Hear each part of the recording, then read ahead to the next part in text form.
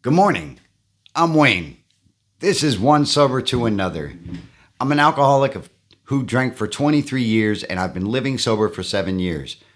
In today's video, I'm going to tell you about a friendship of mine that got destroyed through my alcoholism and through my drinking, and I was supposed to be this person's boss. You ready to go? Let's get it. Okay. First, I want to give a shout out to Timberwolf. And if you haven't seen that video, Meet Timberwolf, check out her recovery story because it is something amazing. And I am so grateful that she trusted me enough to put it out to the universe. So if you haven't seen it, go check it out. Thank you, Timberwolf, from the bottom of my heart. And if you ever need anything, let me know. Let's do this. Let's do this. Let's do this. We are going to call my friend Lobo. Him and I have been friends since 2006. And the way that we met was, guess what? I was his boss and he was my subordinate. Somehow, my active alcoholism got intertwined with all that and almost destroyed that relationship. So we met in the United States Army, and I was a chemical dude, he was a chemical dude, and he fell in under me. Him and I were about the same age, and we started to hang out after hours only because we had a lot in common. And improving our team, bonding is one of those measures that make it stronger. So, naturally we gravitated to hanging out with one another. He was a casual drinker and he also had a family. I had a family, but they were in Germany. So for me, my drinking was a little bit, I would say, out of control because it was always out of control. But at that point, it started progressing into something completely out of control, and I didn't even know it yet. How did this relationship get ruined? Why am I even telling you this? Because, folks, I found something interesting today when I was cleaning the outside of my facility and checking it for anything that might be out of place. And I'm going to show this to you because it triggered this thought, and it may resonate with you where you're like, there's your sign. All right, so it is like a bank withdrawal slip that I found on the floor because an ATM is right around the outside of our building. All right, you ready? Don't get distracted. Just read it. If you can't read this because the camera keeps focusing in and out, it says your transaction denied. You know what? My transaction got denied so many daggone times because I drank all my money and I had 0 cents to my name, and I had to do some panhandling in order to get my next drunk on. That's where this friendship would start getting destroyed. Now, I didn't intend for this to happen, and I thought that our relationship was fruitful, and I thought that our working relationship was taking off and being able to cultivate to a point that we were effective as a team. Well, I started hanging out at his place, and I started, bringing my own beer, and we started drinking together, and he would know time and time again that I was drinking well past the time that he would stop, and I would pass out on his sofa and not know where the heck I was in the morning. This happened a lot, and it happened a lot to the point where it was getting tiresome for him. And I would even convince him to go out and to, hang out in places that people our age normally wouldn't hang out at. Now, I'm not dating myself, but, I was in the Army since 1997. So mathematically, I'm probably older than a lot of you. But I would convince him to try to drink like I drank.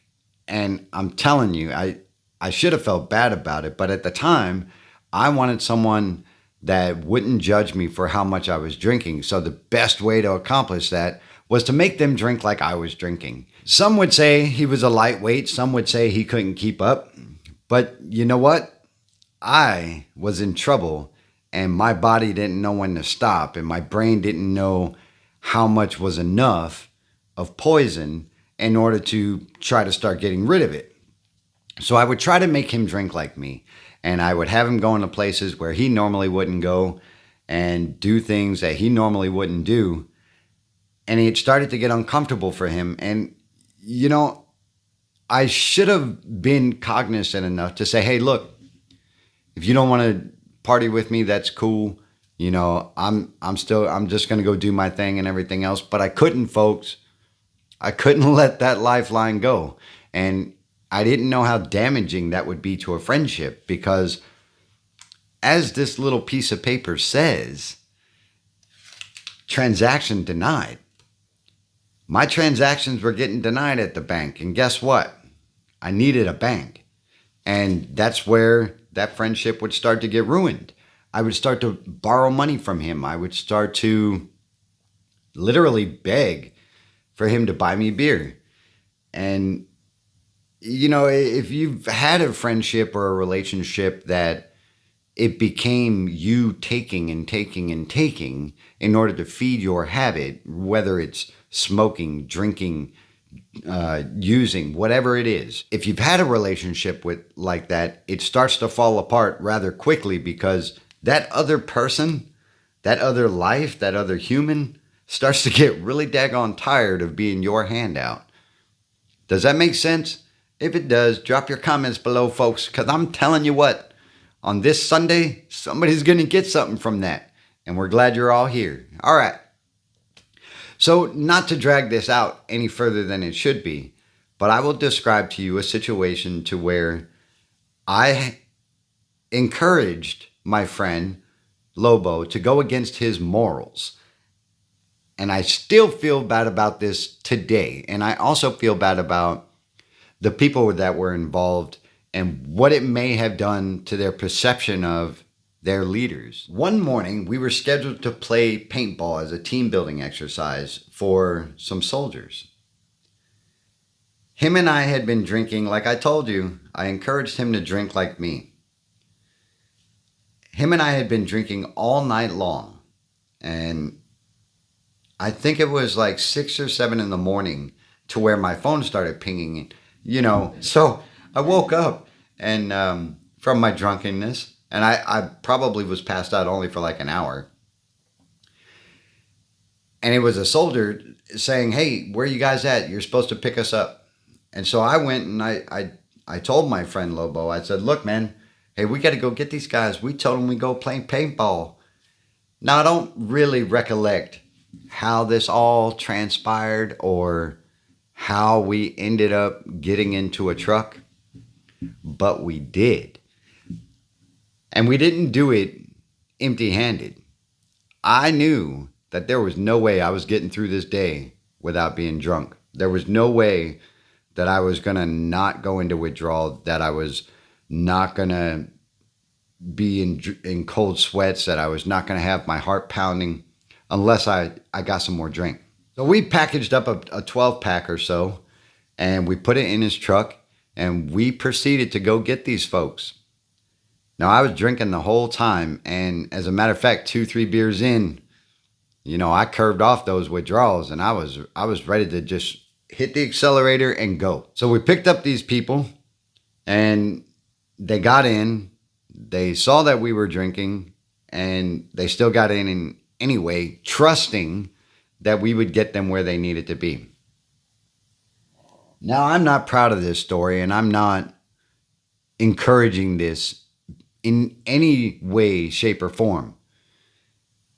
The reason I'm telling you this is because my alcoholism and my selfishness and my need to get drunk and continue drinking while still thinking that I was an effective leader allowed me to bend my friend's morals and convince him that we needed to do this. So there we were on a paintball field in the beaming sun, because we made it.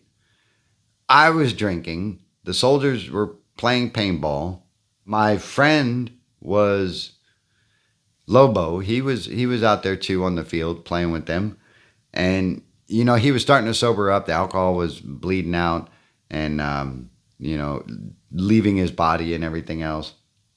So he was starting to feel a little better. And I was feeling really great because I had already got my drink on. And then somehow flash forward 2.5 hours, we get back into the truck. Nobody else is drinking, but I am, in order to get through the rest of this day. We drop these people off, and then we get back to his place. And I have no idea what happened. I'm pretty sure that I convinced him that I needed more alcohol. I'm pretty sure that I convinced him that he needed to pay for it. And I'm pretty sure that I said something like, don't worry, man, I got you. I hit you up on Friday. Because that's how that always went. Friday is somehow the key to paying people back, even though most people don't get paid on Friday. Yeah, I don't know. The reason why I'm telling you this is because him and I are still friends today. And one of the things that occurred at the end of my stay where we were is that, I ended up moving in with him. I ended up continually borrowing money from him. He continually got angry. He tried to shut me off. I yelled at him, cussed him out many, many times, and told him, he didn't know what a friend was and blah, blah, blah, blah, blah. Things alcoholics and addicts do to make people feel bad. And then I borrowed some money from him. And it was a considerable amount, not a little bit. And I told him that whole I'll get you back on Friday thing.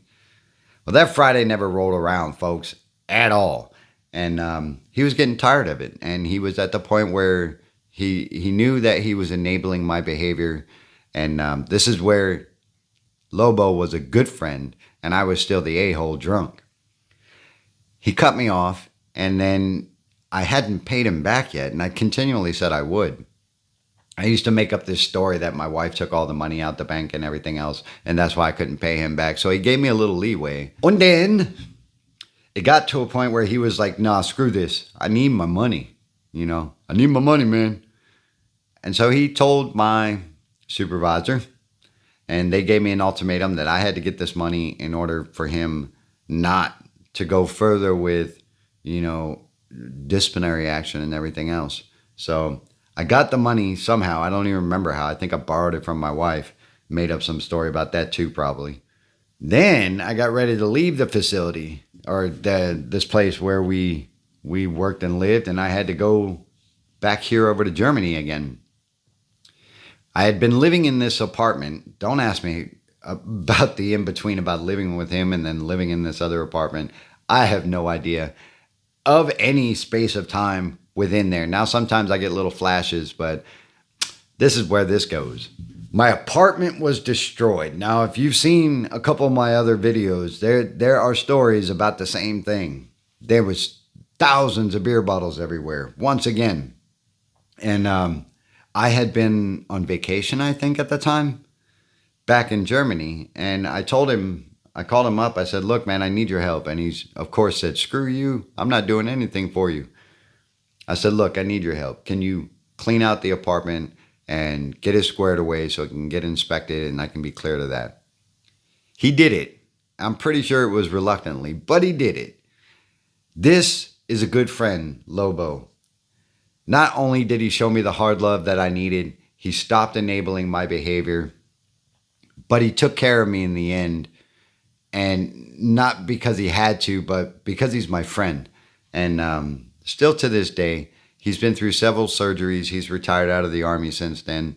And I'm so grateful to be sober and be able to say thank you to him. Lobo, thank you for who you are and what you do. And all you friends out there generally helping your friends who are suffering with alcoholism or addiction by being support, by being compassionate and empathetic without enabling. And if you are, it's human nature that we are enablers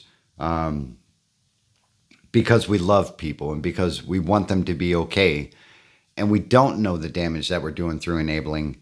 And I just want to thank him and know that his transaction's not denied because he's an awesome friend. And I'm truly grateful to be here and to be sober and be alive and be delivering this message to you. Folks, I appreciate everybody who has subscribed to the channel so far, and I hope you enjoyed this video. I hope you got something from it, and I hope your Sunday is good. And I have hope, folks, that if you want to get sober and stop drinking or stop using, you have the strength, you have the courage. There are resources, and if you need a couple that you don't know about, check the description below because I always add a few things that can be helpful for you. Folks, life is a garden, damn it. Dig it? I'm going to see you in the next one. Have a great day.